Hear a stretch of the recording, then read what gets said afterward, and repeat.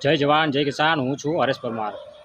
હરિયાણા સરકારે જાહેરાત કરી છે કે હરિયાણા વિધાનસભાની અંદર ફરીવાર ભાજપની સરકાર બનશે તો હરિયાણાના ખેડૂતોનું દેવું માફ કરવામાં આવશે। ત્યારે ગુજરાત આમ આદમી પાર્ટીના ખેડૂત આગેવાન રાજુ કરપડા દ્વારા વિડીયો વાયરલ કરીને સરકાર ઉપર આકરા પ્રહારો કરવામાં આવ્યા છે। જુઓ વિડીયો।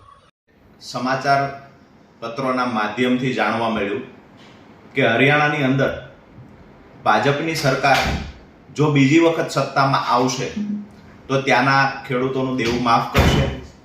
એમએસપી મુજબ દરેક ખેડૂતની જણસનું ખરીદી કરવામાં આવશે।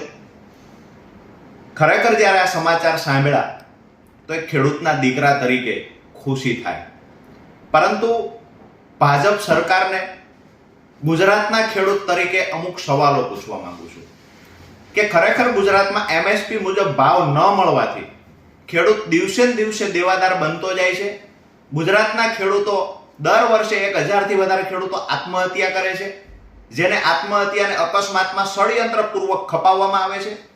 વિશિયા માર્કેટિંગ યાર્ડમાં પૂરતા ભાવ ન મળવાથી 18 વર્ષનો ખેડૂતનો દીકરો અગ્નિ સ્નાન કરે છે। વારંવાર ખેડૂતો રજૂઆત કરી ચૂક્યા છે કે દિવસે દિવસે ગુજરાતના ખેડૂતનું દેવું વધતું જાય છે। આજે 1 લાખ કરોડ કરતા વધારે દેવું ગુજરાતના ખેડૂતો પર ચડી ગયું છે। તો ગુજરાતના ખેડૂતોનું દેવું સરકારને કેમ દેખાતું નથી? પોતાની સત્તા ટકાવવા માટે રાજસ્થાનમાં 450 રૂપિયાએ ફરી વખત જાહેરાત કરવામાં આવી કે જો ભાજપ સરકાર આવશે તો 450 રૂપિયા ગેસનું સિલિન્ડર આપવામાં આવશે। મધ્યપ્રદેશમાં બહેનો માટે 2500 રૂપિયા સહાયની વાત કરવામાં આવી।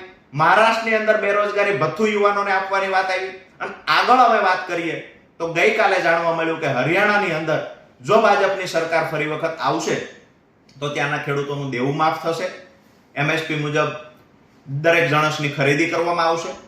તો ગુજરાતમાં ચૂંટાયેલા તમામ ભાજપના ધારાસભ્યોને અને સાંસદ સભ્યોને અમે ખેડૂતના દીકરા તરીકે સવાલ પૂછીએ છીએ કે તમારી અંદર ખેડૂતો માટે સહેજ પણ સંવેદના બચી હોય તો તમે રજૂઆત કરો। એક પણ પત્ર કોઈ ધારાસભ્ય લખી શક્યો નથી ગુજરાતમાં ખેડૂતનું દેવું માફ થવું જોઈએ। બીજી જગ્યાએ બહેનોને લાભ આપવામાં આવે છે, સહાયો આપવામાં આવે છે, યુવાનોને બેરોજગારી ભથ્થાની વાત કરવામાં આવે છે। ગુજરાત માટે અન્યાય કેમ?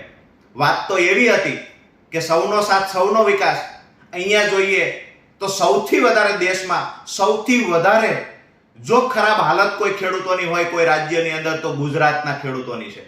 આજે બેંકો ખેડૂતોને નોટિસો ઉપર નોટિસો ફટકારે છે કે જે દેવું છે એ રકમ ભરપાઈ કરો, નહીતર અમે તમારી જમીનની હરરાજી કરશું। આવી રીતે ખેડૂતોને ધમકાવવામાં આવે છે। ખેડૂત બાપડા ન છૂટકે દિવસે દિવસે દેવું વધવાના કારણે આત્મહત્યાઓ કરે છે, વારંવાર રજૂઆતો કરે છે, પણ ગુજરાતના ખેડૂતનું દેવું, ગુજરાતના ખેડૂતની પીડા, ગુજરાતના મહિલાની પીડા, ગુજરાતના યુવાનોની પીડા આ સરકારને દેખાતી નથી। એટલા માટે કે ગુજરાતમાં સત્તા જતી રહેવાનો ડર નથી।